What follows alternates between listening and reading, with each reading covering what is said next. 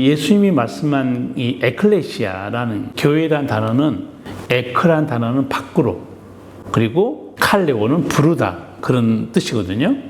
그러니까 불러냄을 받은 무리들, 하나님께 부름받은 공동체, 그런 의미를 가지고 있습니다.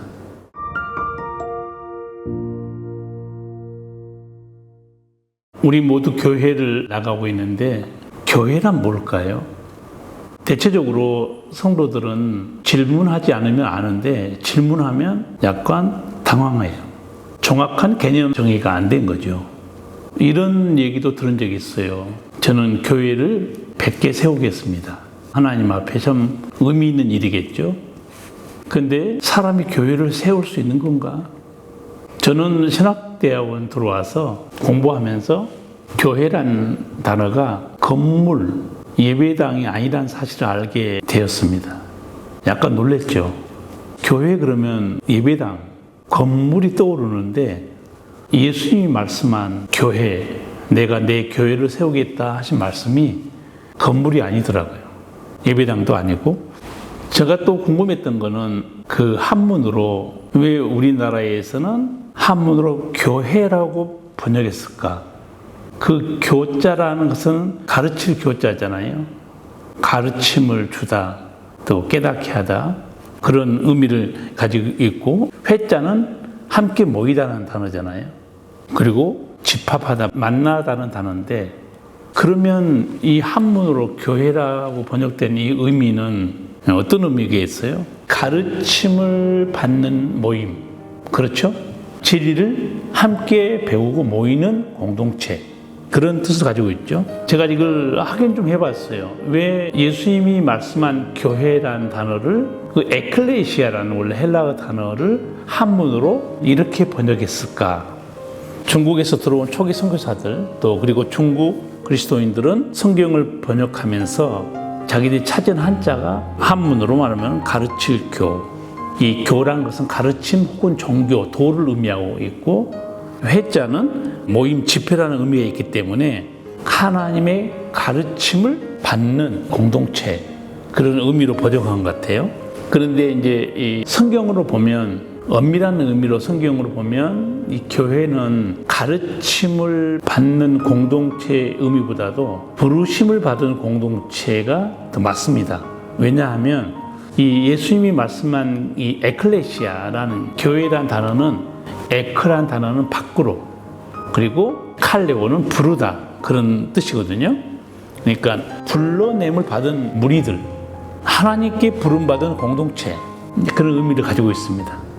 그러니까 그런 의미를 본다면 교회는 사람들이 단순히 모여서 가르침 받는 공동체 이전에 하나님께로부터 죄악 세상에서 불러냄을 받은 무리들, 사람들, 그런 의미로 볼 수 있어요.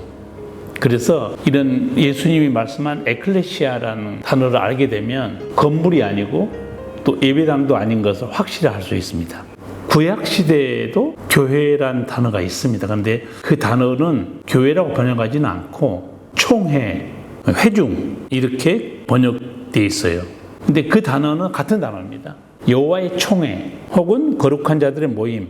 하나님께서 아브라함 자손을 택하시고 하나님 백성 삼으셨잖아요. 그러니까 그 하나님께 불러냄을 받은 무리들이 여호와의 총회였고, 그는 교회였는데, 실제적으로 스데반은 설교하면서 광야교회란 말을 씁니다. 구약에 하나님께 불러냄을 받은, 그래서 하나님께 속한 무리들. 사도행전 7장 38절을 보면 시내 산에서 말하던 그 천사와 우리 조상들과 함께 광야교회에 있었고, 광야교회란 말을 써요. 이 광야교회란, 이 교회란 단어가 구약 성경으로 보면 총이란 단어, 회중이란 단어입니다.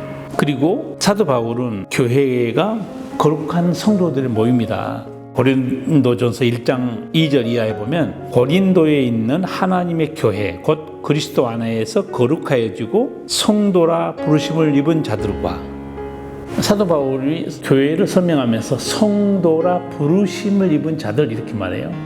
부르심을 입다, 아까 불러내다 같은 단어인데, 여기서 부르심을 입다는 것은 보통으로는 영적으로 보면 신에 의해서 선택되다, 지명되다는 말입니다. 근데 영어에서는 왜 교회를 church라고 번역했나? 그 어원도 살펴보면 이 church라는 단어는 주님께 속한 것, 또 주님의 것이란 의미를 가지고 있어요. 그래서 영어권에서는 그렇게 번역한 것 같아요. 서두에 말씀드렸지만 교회는 건물과 예배당이 아니죠. 그러니까 예수님이 교회를 세우겠다고 말씀하신 거 마태복음 16장 18절 한번 읽어드리겠습니다. 또 내가 네게 이르노니 너는 베드로라. 내가 이 반석 위에 내 교회를 세우리니 음부의 권세가 이기지 못하리라. 예수님이 내가 이 반석 위에 내 교회를 세운다. 그러니까 너는 베드로라. 물론 예수님께서는 베드로 그때는 시몬이었죠. 어부일 때 예수님은 미리 말씀하신 게 있죠. 앞으로 장차 너가 게파, 아람어죠. 게파. 헬라어로 번역하면 페트로스입니다. 베드로, 반석이죠. 앞으로 너는 베드로가 될 것이다. 페트로스 반석이 될 것이다. 예수님이 말씀하셨죠. 그래서 이 반석 위에 내 교회를 세운다. 베드로라는 말 자체가 페트로스, 반석이라는 뜻이고, 내가 이 반석 위에 교회를 세운다 했을 때, 특히 로마 천주교회에서는 이 베드로가 일대 교황이고 베드로 위에 교회를 세운다고 그렇게 해석했는데, 그거는 헬라어 성경 보면 틀린 말이에요. 왜냐하면 베드로란 페트로스는 남성입니다. 그리고 예수님이 이 반석 위에 교회를 세운다 했을 때 그 반석은 페트라는 여성이에요. 같지 않아요. 우리가 반석이라는 의미는 같이 가지고 있지만 예수님이 말한 이 반석 위에 내 교회를 세운다 했을 때 그 반석은 페트라, 그는 여성입니다. 반석이 베드로가 아닌 걸 확인할 수 있잖아요. 그리고 예수님이 세우신 이 교회는 음부의 권세가 이기지 못한다고 그랬거든요. 만약에 정말 베드로, 반석 같은 베드로 위에 교회를 세웠다고 그러면 베드로는 음부의 권세에 무너진 사람이에요. 마태복음 16장 18절 이하에 예수님이 교회 세운다 말씀하신 후에 천국 열쇠를 준다. 그렇게 이제 말씀했잖아요. 그런데 나중에 예수님과 대화 중에 예수님 십자가와 부활 그 설명을 듣고 베드로가 뭐라고 그래요? 주여, 절대 그렇게 하면 안 됩니다. 근데 베드로는 예수님께 이런 책망받아요. 사탄아, 내 뒤로 물러가라고 그래요. 내가 하나님의 일을 생각지 않고 사람의 일만 생각하는도다. 음부의 권세가 이기지 못한 것은 교회, 에클레시아입니다. 근데 베드로는 한 번만 무너진 게 아니죠. 예수님이 체포되어 끌려갈 때도 베드로는 신앙에 무너졌죠. 예수님을 부인하고 저주하면서 맹세했어요. 나는 주를 알지 못한다. 이 베드로 위에 교회가 세워줄 수가 없죠. 그래서 이 반석이 뭐냐? 예수님 이 반석이 교회를 세운다고 그랬잖아요. 학자들은 대체적으로 베드로 자신이 아니고 주는 그리스도시요 살아계신 하나님의 아들입니다. 이 신앙 고백 위에 세워진다고 학자들은 해석하기도 하지만 그 신앙 고백을 했던 베드로도 사실은 무너졌잖아요. 그래서 그렇게 본 경우도 있지만 다른 경우는 그 반석이 누군가는 신구약 성경에 다 나와 있어요. 누가 반석이냐? 그건 하나님이에요. 하나님만이 우리의 피난처에 우리의 반석이다. 그렇게 시편에 나와 있잖아요. 그리고 정작 자기도 반석이라는 의미를 가지고 있는 베드로도 그 반석은 예수님이라고 베드로 전서 2장 7절에서 이렇게 말해요. 믿는 너희에게는 보배이나 믿지 아니하는 자에게는 건축자들이 버린 그 돌이 모퉁이의 머릿돌이 되고 또한 부딪히는 돌과 걸려 넘어지게 하는 바위가 되었다 하였느니라. 예수님을 어떻게 표현하고 있냐면 모퉁이의 머릿돌 그리고 걸려 넘어지게 하는 바위. 여기서 바위란 단어가 페트라입니다. 반석. 그런데 학자들은 이 흔들리지 않고 승리할 수 있는 유일한 반석은 하나님밖에 없다는 거예요. 예수님밖에 없다는 거예요.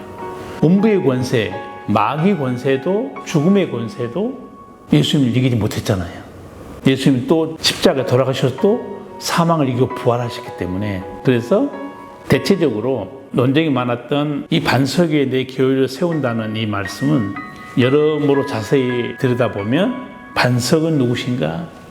예수님이고 곧 하나님이셨고 내가 교회를 세운다고 말씀하실 때 교회란 것은 제가 말씀드린 대로 예배당이나 건물을 의미하는 단어는 아니고 에클레시아, 죄악 세상에서 하나님이 거기서 부르셔서 부음받은 백성들의 모임, 공동체, 이것이 성경에서 말하는 교회의 정확한 의미일 수 있습니다.